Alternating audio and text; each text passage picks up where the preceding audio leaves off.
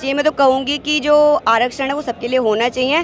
पहले सामाजिक स्थिति ठीक करें, उसके बाद आरक्षण को खत्म करें। जिस दिन जातियाँ खत्म हो जाएंगी, जातिगत भेदभाव खत्म हो जाएगा, उस दिन आरक्षण थूक देंगे।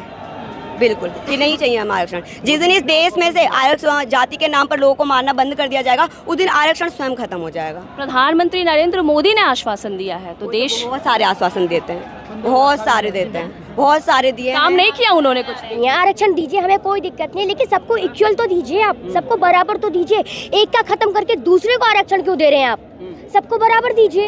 ये आदेश वापस ले लो, वरना ये दलित समाज के लोग तुम्हारे सुप्रीम कोर्ट में और नरेंद्र मोदी के प्रधानमंत्री के ऑफिस में ताला लगा देंगे। आप लोग हम बोलोगे। नमस्कार, आप देख रहे हैं द जनता लाइव। इस वक्त मैं इंदिरा गांधी स्टेडियम में मौजूद हूँ, जहां आरक्षण से संबंधित मुद्दों को लेकर लोगों में बहुत ज़्यादा भीड़ है, लोगों में नाराज़गी है, लोगों में बहुत ही ज़्यादा गुस्सा है। आप देख सकते हैं हज़ारों की संख्या में मेरे आसपास में लोग एकत्रित हुए। मैं इन लोगों से बातें करूंगी और बताऊंगी कि आखिर नाराज़गी इस हद तक क्यों है। स्वागत है आप सभी लोग। मैं मीनाक्षी अम्बेडकर, मैं उत्तराखंड से आई हूँ यहाँ पर अपने हक अधिकारों की लड़ाई के लिए। तो आरक्षण, आज आरक्षण को खत्म करने की बात की जा रही है, वर्गीकरण की बात कही जा रही है। कह रहे हैं कि आर्थिक बेस पर आरक्षण होना चाहिए। आज देखिए, देश के प्रेसिडेंट अखिलेश यादव जी के साथ में भी एक हुआ था हादसा कि एक मंदिर में प्रवेश करने से उनको उस मंदिर को गंगा जल से शुद्ध किया गया था। तो आप कह सकते हैं कि ये उनकी आर्थिक स्थिति है, सामाजिक स्थिति है, क्योंकि आर्थिक स्थिति तो बहुत मजबूत है वो। तो ये जो सुप्रीम कोर्ट है, उसको सामाजिक स्थिति ठीक करनी चाहिए ना। तो आर्थिक बेस पर ये कैसे हो सकता है रिजर्वेशन? पहले उनको सामाजिक स्थिति ठीक करनी चाहिए कि समाज में आज भी छुआछूत क्या है, क्यों है, आरक्षण क्यों है, वो उनको पता है कि आरक्षण क्यों दिया गया है, हमारा उसका एक ऐतिहासिक कारण है। तो उनको जड़ पर काम करना चाहिए कि आरक्षण है क्यों, ऐसे ही वर्गीकरण करके, या फिर ये नहीं कहना चाहिए कि मतलब आर्थिक बेस पर ये होना चाहिए। तो इन चीज़ों को सोचना चाहिए। और पीढ़ी दर पीढ़ी हमारे समाज के लोग आज भी जाति के नाम पर मारे जाते हैं, आज भी जाति के नाम पर लोगों को पानी पीने पर मार दिया जाता है, जिसका जीता जागता उदाहरण है इंद्र मेघवाल, एक छोटा सा बच्चा जिसको पानी पीने पर जाति के नाम पर मार दिया गया। एक हमारे भाई जिनको मूंछ रखने पर मार दिया गया। और एक इतने गंदे गंदे वो आते हैं केस कि एक बारात चढ़ने पर, घोड़ी पर चढ़ने पर मनुवादी लोगों के पेट में दर्द हो जाता है। पता नहीं कि उनको घोड़ी पे बारात चढ़ाने से उनको प्रॉब्लम क्या होती है। तो ऐसी ऐसी चीज़ें हैं जो कि समाज में बहुत ज़्यादा गंदी हैं। तो पहले इन चीज़ों को ख़त्म करना चाहिए और बाद में रिजर्वेशन की बात करनी चाहिए इनको। आज जो आप लोग प्रोटेस्ट कर रहे हो, उसमें एक मुद्दा और खुल के आया है कि EWS की तरह आप लोग 10% आरक्षण की अलग से मांग कर रहे हैं। इस बारे में क्या कहेंगे? जिस प्रकार ये बोल रहे हैं कि SC ST आरक्षण में वर्गीकरण होना चाहिए, तो अच्छी बात है। अगर इनको लगता है कि हाँ कि SC ST कास्ट में भी और भी पिछड़े लोग हैं, तो जिस प्रकार जनरल के लिए EWS है 10%, तो ऐसी ही अलग से स्कीम बना दी जाए ना, इनके लिए भी 10% आरक्षण इनके लिए भी होना चाहिए। पर ऐसे हमारे समाज को तोड़ने का काम तो ना करें। आज आप देख रही होंगी कि आज वाल्मीकि समाज, जाटा समाज एक दूसरे से लड़ रहा है, और वो भी बड़ी गंदी तरीके से।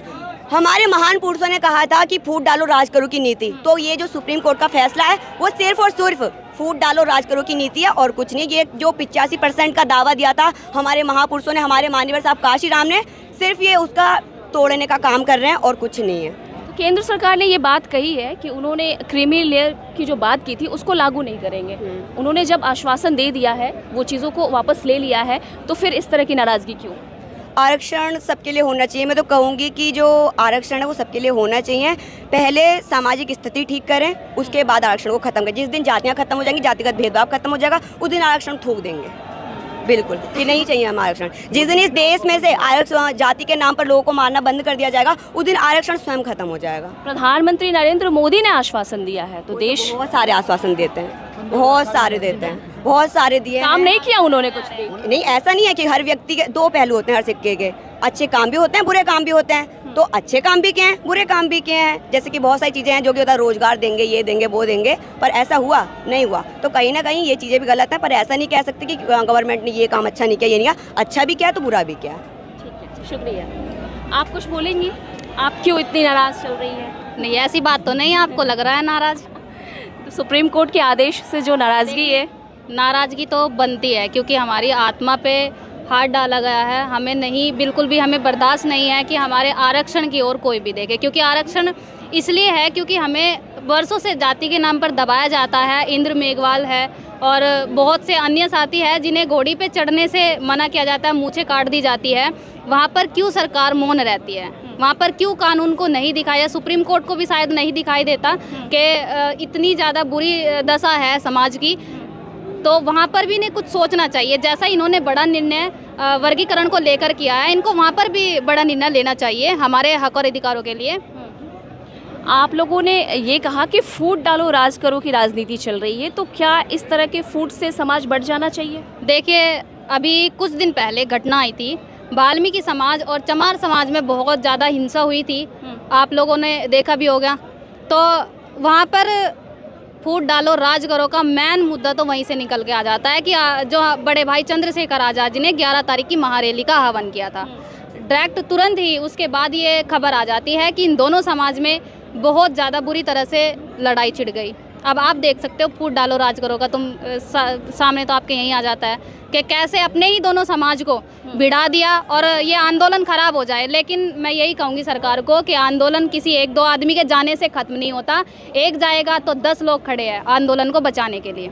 चंद्रशेखर जी को काला झंडा दिखाया गया था, इस बारे में आपका क्या कहना है? देखिए, जो जिनकी इच्छा है वो वैसे ही करेगा, क्योंकि किसी के मन को तो हम बदल नहीं सकते। किसी की आत्मा अगर बेकार है, किसी का मन बेकार है, तो हम उसमें कुछ नहीं कर सकते। हम इतना ही कहते हैं कि बड़े भाई चंद्रशेखर आज़ाद जी जैसा नेता आज तक मैंने कहीं देखा नहीं, क्योंकि मैंने जब से होश संभाला है मैंने हर एक पार्टी देखी है, मैंने हर पार्टी को देखा भी है। किसी ने अच्छे काम भी किया, बुरे काम भी किया है, लेकिन चंद्रशेखर भाई जो करते हैं वो आज तक किसी ने भी नहीं किया।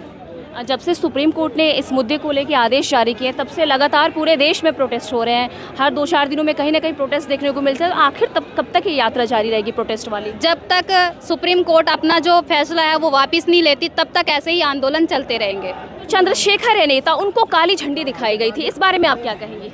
वो विरोधी थे, कहते हैं ना कि इस भीड़ में ना कहीं भी नहीं पता कि विरोधी लोग भी आके शामिल हो गए हों, तो ऐसे लोग कहीं ना कहीं से आ ही जाते हैं और ऐसे काम करते हैं, तो उनका कुछ नहीं कहा जा सकता। मतलब विरोधी इन द सेंस कि ऐसा भी हो सकता है कि अपने ही लोग जो वर्गों में बटे हुए हैं उनमें से ही कोई एक हो? नहीं, मैं नहीं मानती कि अपने जो समझदार लोग हैं, जो मतलब कि जो बहुजन महापुरुषों की विचारधारा को फॉलो करते हैं, वो ऐसे काम कभी नहीं करेंगे, बिल्कुल नहीं करेंगे। और अगर हाँ वो मनुवादी विचारधारा को फॉलो करते हैं तो वो 100% ऐसे काम वो करेंगे। काली झंडी पीली झंडी जो भी है वो जरूर करेंगे। अलग तरह की झंडी दिखाई जाएगी तो मनुवादी लोगों का काम होगा। हाँ 100%। और क्योंकि जो अम्बेडकरवाद की विचारधारा को फॉलो करता है वो कभी भी ऐसे काम कभी नहीं करेगा। देखो, अभी के टाइम पे ना हमारे लोग जो भी उच्च पदों पे बैठे हैं ना, वो कभी भी अपने हक अधिकारों के लिए आवाज़ उठाने के लिए तैयार ही नहीं है, बल्कि हमारे विरुद्ध और चढ़े हैं। लेकिन पूर्व मुख्यमंत्री अगर इसका समर्थन करें तो कुछ तो बात होगा ना, कुछ तो लॉजिक होगा ना। लॉजिक यही तो है ना कि वो हमें बांटना चाहते हैं, उनका उसमें फ़ायदा हो रहा होगा। सबसे छोटी सी बात है, फ़ायदा हो रहा होगा। हाँ। ऐसा तो नहीं है कि उनको उसका मतलब नहीं पता होगा। उनका कहना है कि हमारे समाज जो मांझी समाज है वो बहुत ही कम जो है वो एजुकेशन में है, स्टडी में है, नौकरी में है, इसलिए आरक्षण देना ही पड़ेगा, कोटा विदिन कोटा लाना ही पड़ेगा। हमें कोई दिक्कत नहीं है, आरक्षण दीजिए, हमें कोई दिक्कत नहीं है, लेकिन सबको इक्वल तो दीजिए आप, सबको बराबर तो दीजिए। एक का खत्म करके दूसरे को आरक्षण क्यों दे रहे हैं आप? सबको बराबर दीजिए। आपको लग रहा है कि वो बांट रहे हैं? बांट ही तो रहे हैं भैया। SC/ST आरक्षण का वर्गीकरण करने का मतलब यही है कि बांट रहे हैं आरक्षण को। सरकार अगर इस फैसला पर ऑर्डिनेंस नहीं लाती है, सुप्रीम कोर्ट अगर जो है वो पुनर्विचार याचिका नहीं सुनता है, तो आप लोग और आपके जो चंद्रशेखर आज़ाद जी हैं क्या करेंगे? देखिए, अभी जिस तरीके से हम प्रोग्राम्स रख रहे हैं इसी प्रकार हम करते रहेंगे और एक ना एक ऐसा टाइम आएगा कि हाँ उनको तो झुकना पड़ेगा। बस आप लोग चिल्लाते रहिएगा, वो लोग फैसला पे फैसला देते रहेंगे। ऐसा तो नहीं होने वाला, ऐसा तो नहीं होगा बिल्कुल।